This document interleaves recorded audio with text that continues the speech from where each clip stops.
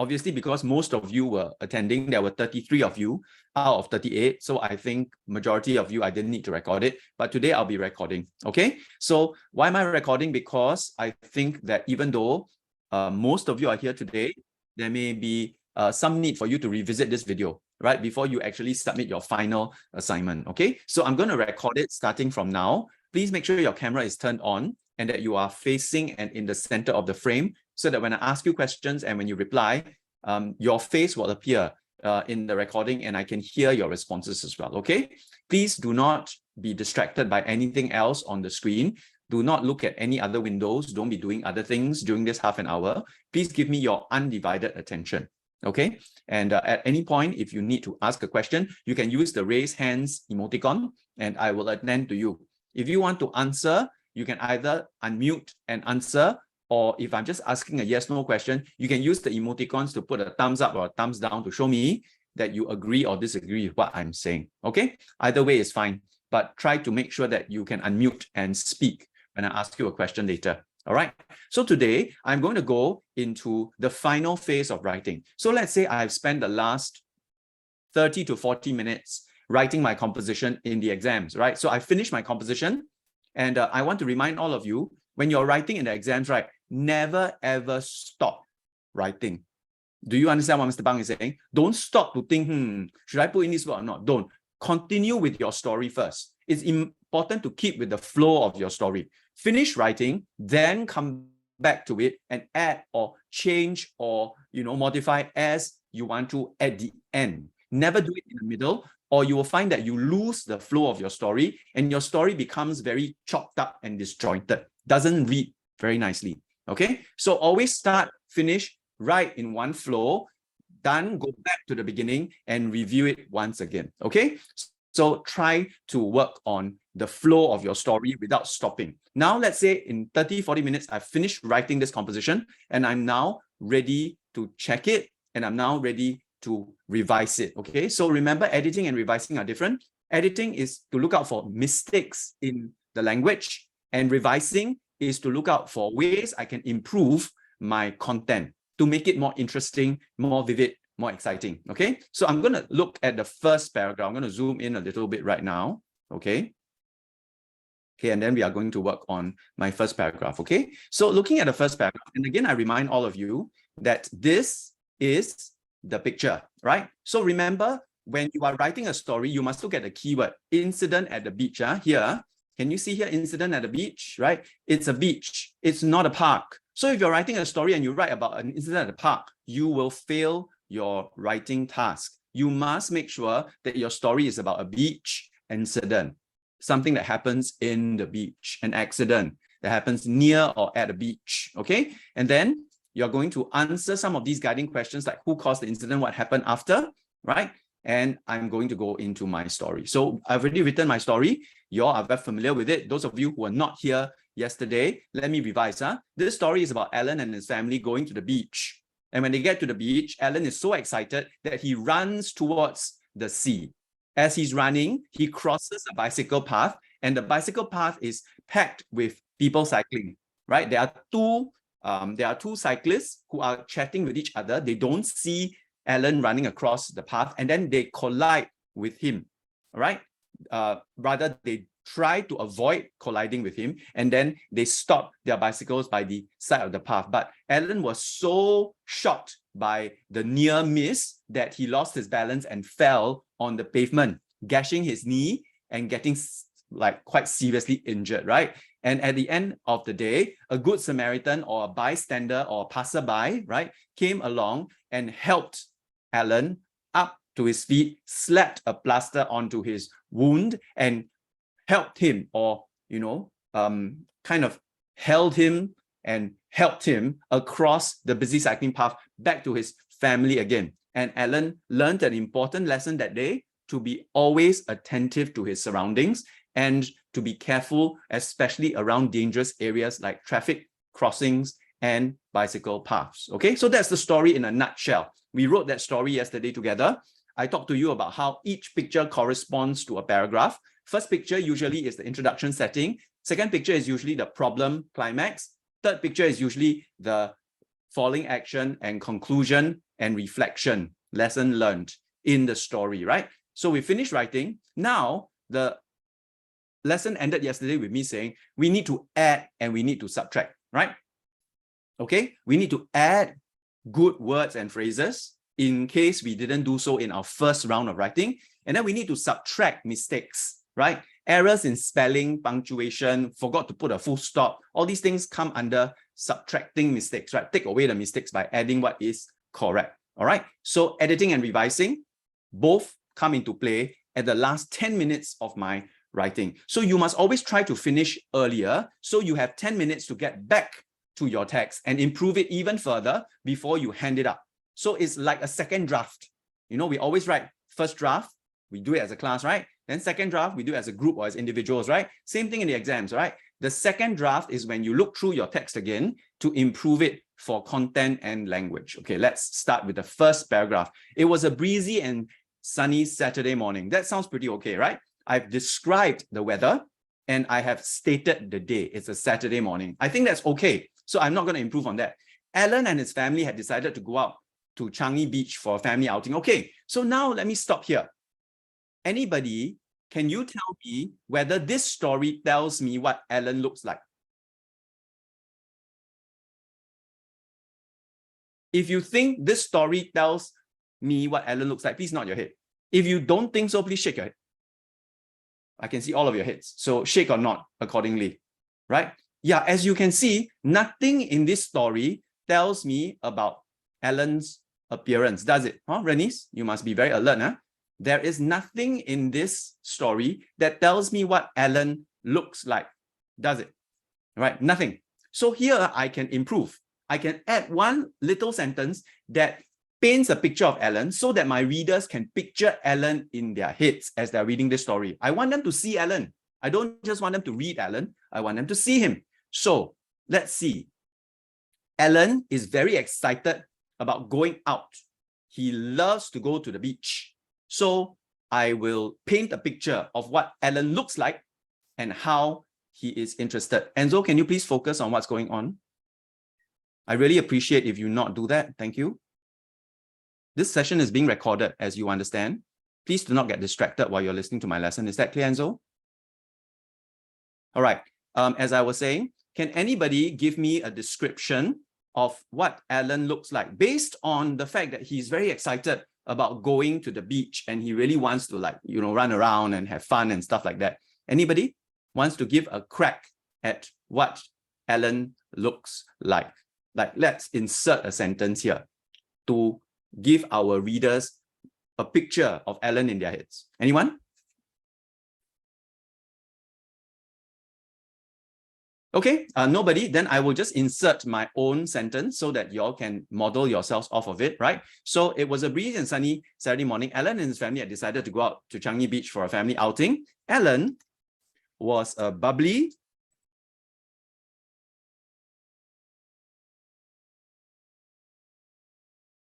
enthusiastic, and outgoing boy who loved outdoor activities.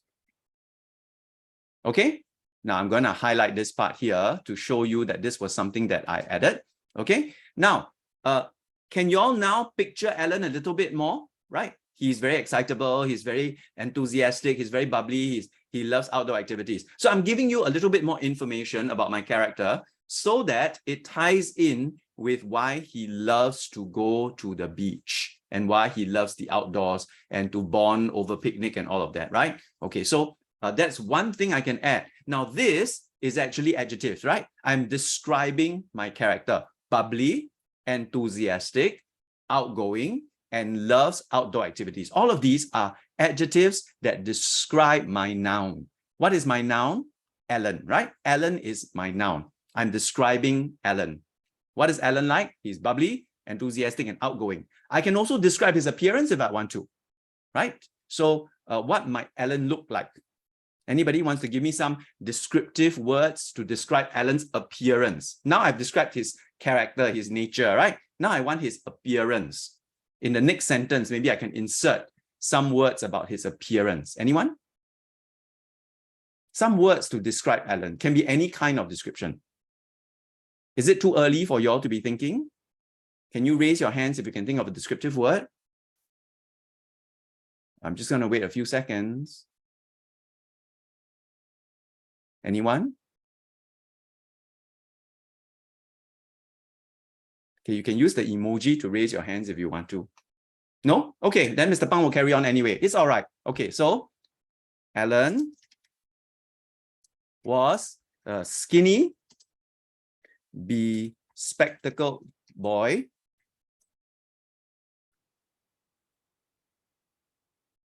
in primary 4, right? So that gives me his age, and that gives me a little bit about his appearance, okay? Now, there's no need to put in too much because his appearance is not going to be directly related to the story, right? Okay, but as you all can see, it's quite clear that with these two sentences, I have a bit more vivid of a picture of what Alan looks like. Okay, are you all following so far? If you all, can you give me a thumbs up? Okay, so when you are describing your character in the story, when you introduce your character, please try to give some descriptive detail about your character. His character, that means what's inside of him, bubbly, enthusiastic, outgoing, as well as his appearance or what is outside of him. Skinny, bespectacled, right? 10-year-old boy, right? Or was it 9-year-old boy? Yeah, 10-year-old boy, right? Primary 4. Okay, so when I give you all this information, you can picture Alan in your head a lot more clearly. Don't you agree with me? Right? So try to do that. That doesn't take much effort, just one sentence, good enough. Then you can move on. Okay, so this is an example of how you can add detail to your character. Otherwise, your reader won't know who or what your character looks like. Okay, next, let's go on. Now, the second part of the story has to do with the setting, right? Here, it was the June holidays and the family wanted to go out together to have fun and to go for a picnic, right? That's fine. I don't think there's anything there. It was perfect weather for a day out. Also okay. I don't think there's anything to add there. The beach was packed and crowded with many people who were out to enjoy the beautiful weather. Okay, so maybe I want to describe the word beach. Okay, what kind of a beach? What kind of adjectives can I use to describe beach? I already say that the beach is crowded, right? So I can't use the word crowded or packed anymore. So what can I use to describe the word beach? What adjective can I use to describe the beach? I can use a word that comes before the word beach. Anyone? What kind of a descriptive word might fit here behind the word beach? Javier, go. Sandy. Sandy, all right. Remember, I want to use 3 adjectives, right? Remember, pa, comma, pa, and pa, right? Adjective, comma, adjective, and adjective. So I'm going to add Sandy here. Thank you, Javier, for your first contribution. So Sandy, comma, right? What else can I use to describe the beach besides the fact that it's sandy?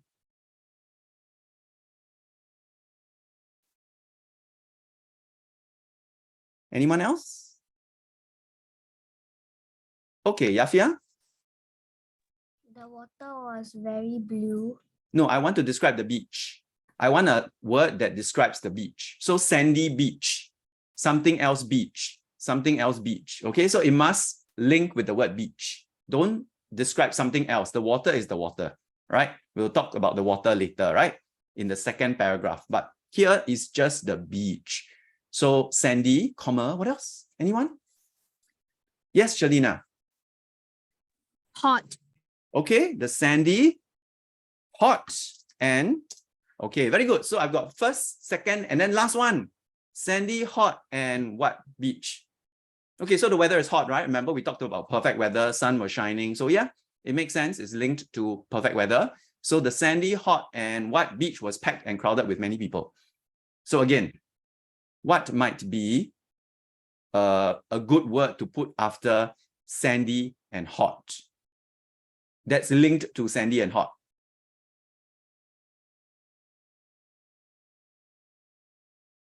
Maybe the appearance of the beach. Ah, okay, Renice? Windy. Okay, you want to go with the weather, okay, but all right, Ken, sure. The sandy, hot, and breezy. Okay, I think we use the word somewhere, right? So we can add this word here. So can y'all see here that I can use the formula of 3 different adjectives in order to create a phrase that describes a particular object. In this case, the object is a beach, right? So we learned this in adjectives, right? We can construct a 3 adjective phrase, ta, and ta, right? So something, comma, something, and something.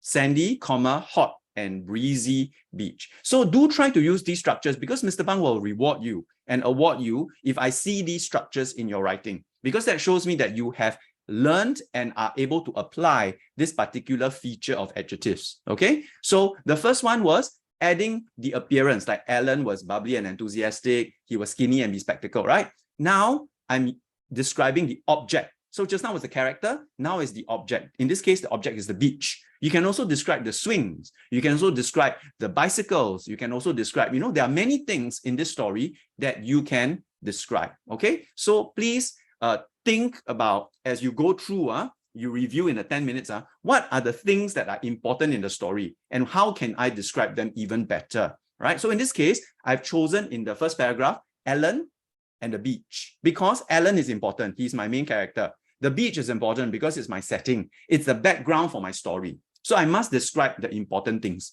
Don't describe random things that are not important, all right? Okay, good. Let's go on to the second paragraph, okay? So can you see here that Alan was thrilled and enthusiastic about the outing? It's already an adjective. It describes Alan's feelings.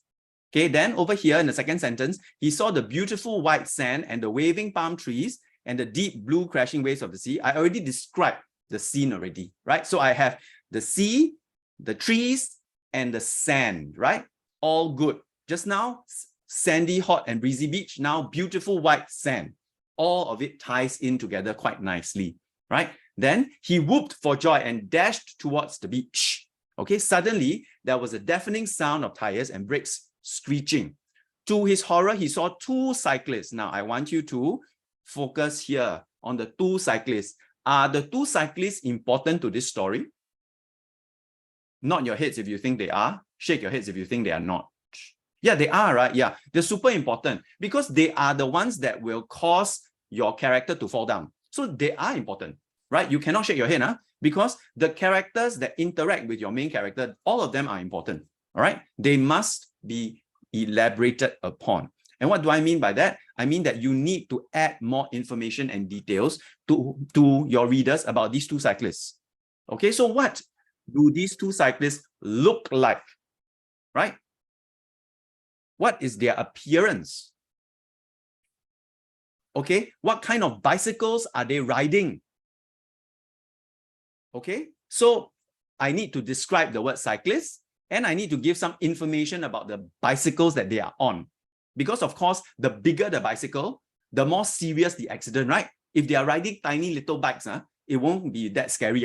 But if they are riding really, really huge bikes, right? Then your character will be scared when he sees them and might fall down because of that fear, right? Okay, so very quickly, what kind of, what words would I use to describe these cyclists? You have the pictures over here.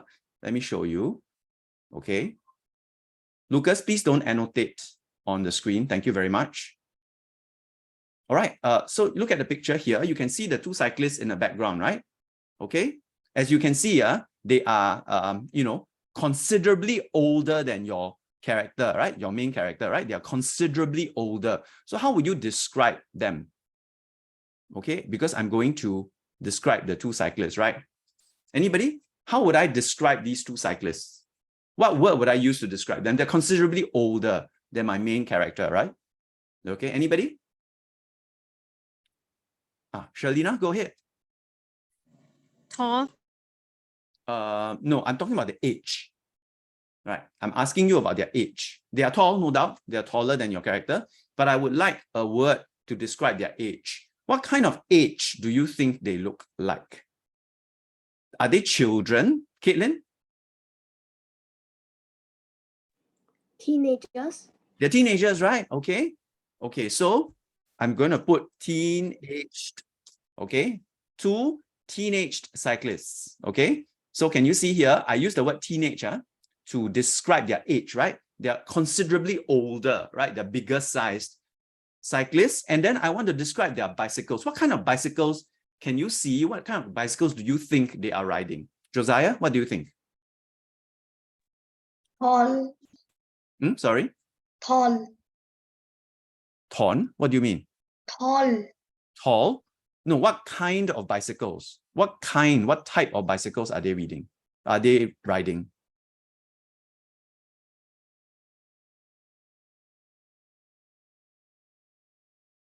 Anyone?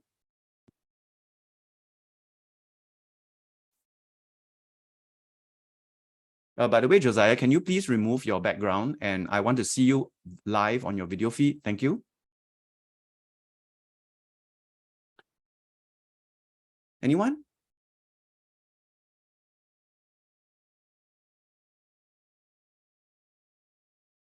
Yes, Kevin, go ahead. Mountain bikes. Okay, right. Mountain bikes sounds like a good idea because they're big bicycles, right? Mountain bikes are really big bicycles as opposed to maybe BMX bicycles, which are a bit smaller, okay?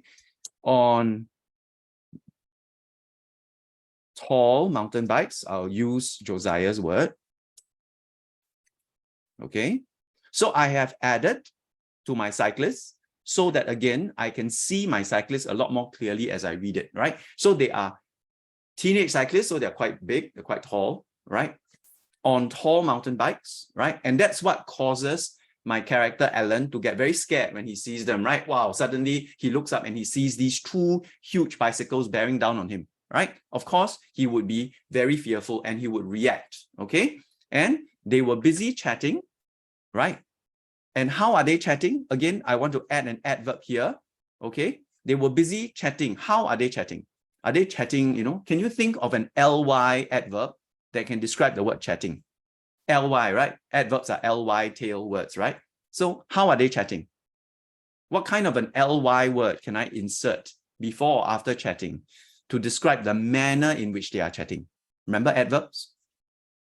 Anyone? Going once? Oh, there we go. Caitlin, go. Happily. Okay, right. Happily. Why not? They are having fun. They look like they are happily chatting. So again, I add these words in to give more detail about the characters' movements, right? They're chatting, but how are they chatting? They're chatting happily. They're chatting gleefully, right? They're chatting, in a very, jovial, happy way. Okay, so that's fine. So they were busy chatting, right? Chatting happily. Did not notice Alan dashing across the bicycle path. And here I will probably insert crowded bicycle path because remember I mentioned that the beach was very crowded, right? So I want to make it consistent and I will add in the word crowded bicycle path. So notice, I just add here a little bit, there a little bit. These little changes actually add a lot to my story, right? Because now my story becomes a lot more vivid and I can picture it better in my mind. I know what Alan looks like. I know what the beach looks like. I know what the cyclists look like. And I know what the bicycle path looks like, okay? So adding all this information is very good at the end of your story because it helps you to improve your story. Just before you submit it, you've made minor improvements and you feel better about it as well because you have contributed towards improving your own story, okay? Right, then let's go to the third paragraph. Thankfully, the cyclists, okay? Now, here, imagine you are two cyclists and you are cycling along the bicycle path and you are chatting, right? Then suddenly a little boy dashes out in front of you and you have to swerve your bicycles to avoid him. How would you feel when such a thing happens to you, right? I want to insert a feeling here to describe how the cyclist felt. Kevin, go for it. Nervous. Nervous? No, I think you'll be more than nervous. It just happened right in front of you, right? Fabian? Good. Thank you for your participation. Sorry? Frustrated. No, that comes later. Right at the moment, something happens in front of you. Yafia? Shocked. Okay, I think that's more like it. The shocked cyclist, right? Because at that moment, they don't feel frustrated. They don't feel nervous. They feel shocked, right? Because something just happened right in front of them without they are expecting it. So they were shocked, right? The shocked cyclist managed to, okay, so I'm going to write here, swerve their bicycles to, so I'm going to add this description on how they stop. How did they stop? They swerve their bicycle to avoid Alan and stop their bicycles by the side of the path. So imagine they swerve to one side, then they stop right there. Okay, so very important. I need to add all this, right? However, Alan lost his balance, tripped and fell on the hard ground, gashing his knee on the pavement. Now, what kind of pavement would cause him to gash his knee, right? Is it a very smooth pavement? No, right? What kind of pavement? How would I describe this pavement such that it would be able to, yes, Enzo, go ahead. A rocky pavement. Rocky pavement, thank you. I think that's lovely. Okay, a rocky pavement, maybe a pavement that has a lot like pebbles and rocks in it, which kind of sometimes happens in a park, right? Or in a near to the beach, right? When you have uneven pavements, okay? Very good. So the rocky pavement, he yelled in pain and clutched his knee as blood oozed out of the wound. Okay, very good. So all of this is fine now. We've already done a good job in the first draft, so we don't need to change this. A good Samaritan who was passing by stopped to help. He took out a plaster and applied it to Alan's wound. Okay? Now, Alan felt better immediately and thanked the kind man for his good deed. Do you think that here, right, might be a good place to put a dialogue? Because we have no dialogue at all, right, in this entire story. Might it be good to insert a dialogue here to show Alan's gratitude to the kind Samaritan?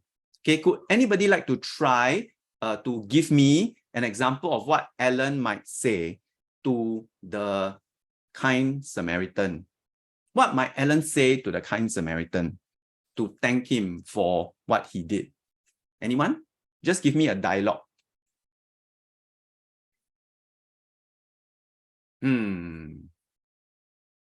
Hard at word thinking, huh? Anyone? Anyone? Anyone? What would you say if someone helped you up after you had fallen down and gave you a plaster to paste on your wound? What would you say to that person? It's pretty straightforward. Don't have to overthink it. Keep it simple. Ada? Thank you. Okay. What would you address him as? Huh?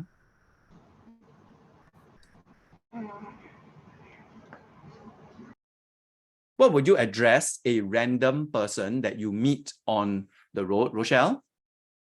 Sir. Thank you so much, sir. Okay, very formal, right? But okay. I think in Singapore context, we generally call an older male uncle, right? Okay. You can do that. You're allowed to do that in speech, right? But you cannot write uncle outside of speech. That's colloquial, it's casual, okay? But all right, sir. Thank you so much, sir. I feel much better. Right? Alan, please don't use the word said thank you. Do y'all understand? I said this many times, right? Don't say thank you, say sorry, say goodbye. Y'all don't say such things, huh? You don't say thank you. What do? What's the word to say to use instead of say thank you? I don't say Alan said thank you, right? What do I say? Yafia? Reply. Nope. Anybody else? I don't say thank you, right? What do I say? I don't say sorry. I don't say thank you, right? What do I say? Jing Kai? Thanked. Yeah, Alan thanked the kind man, right? Right. So I'm going to replace this whole thing because I don't want to repeat. So I delete this away. Right? Instead of Alan thanked the kind man, I just say, thank you so much, sir. I feel much better. Alan thanked the kind man. I replace it with dialogue. Okay? And please remember, I just want to put this here. Don't say, do not use say sorry. Use apologize. Okay? Do not use say thank you. Use thanked. Okay? Do not use say goodbye. Okay? Use bid them goodbye. Okay? So y'all like to use said this, said that. Don't do that, okay? Use the proper term. Said thank you must be thanked. Said sorry must be apologized. I don't want to see any more said thank you and said sorry, right? That is the worst use of colloquial English ever. All right? Yes, Rochelle? For the do not say goodbye, you forgot the E. Okay, thank you. All right. So say, don't use said sorry, said goodbye, said thank you. Use apologized, thanked, or bade them goodbye. Okay. Bade, B-A-D-E. Bade means to, like signal to someone that you are leaving. All right. So it's 10:31. I have been quite good with this. Give me a few more minutes to round up and then summarize, and I will dismiss you all. Okay. The last paragraph. Okay. The kind man, I'm sorry, let me just highlight this part which we modified, right? The kind man helped Alan across the busy cycling path. All good, right? To his family who was busy setting up the picnic on the other side. Now, there's something missing here. The reaction of their family members when they discovered that Alan had fallen down. So what would your family members do if they discovered that you had fallen, hurt yourself, and were safely back? What would they do? Anybody? You want to contribute to this? Josiah, go. Thank you. They they thank the Go on, you're on the right track. they thank the kind man for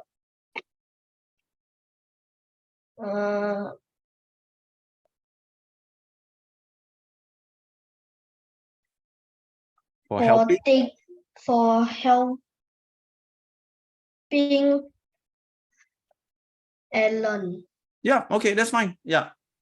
Very good, thank you. So that gives me a reaction, right? Because otherwise it'd be really weird if the family members just saw Alan come back and, oh, okay, right, like nothing happened, right? They would need to acknowledge that something had happened, and they would do so by thanking the man. What else would they do besides thank the man? What would they do with Alan?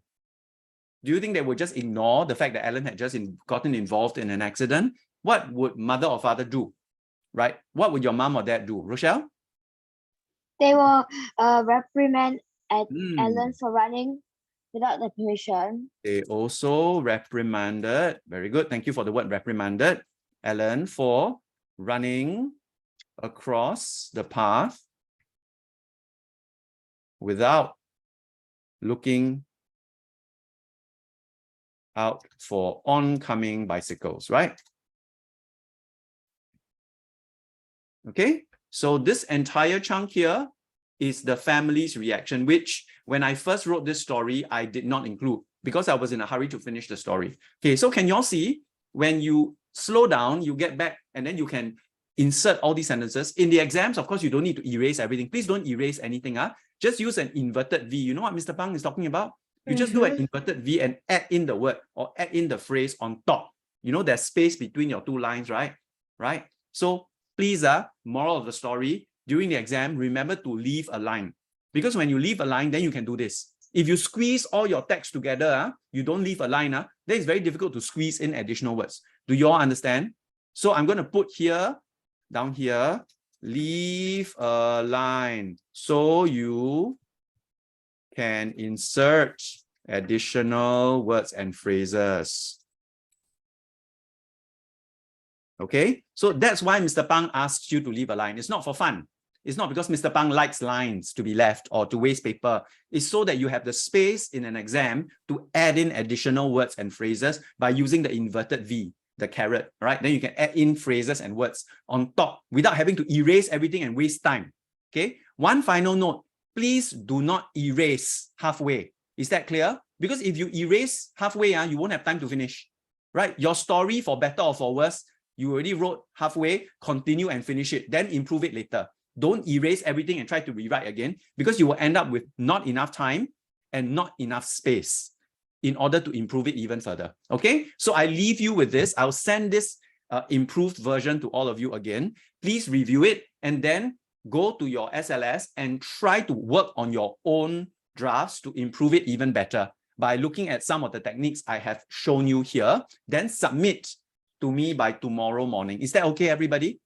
Can? Just one more composition, the one on this one at the beach. Okay, I just modeled for you all. Okay, Ken? If no questions and if you're all good, thank you so much for your time and for your attention. I will see you all back in school on Friday. All the very best. Okay, Ken? Anything, just message me. All right. If nothing else, goodbye. Enjoy the rest of your 2-day holiday. Okay? Bye. Have fun. Happy National Day. Bye. Bye. Yo, so cute. Hi. Looks like a lovebird. Okay, bye.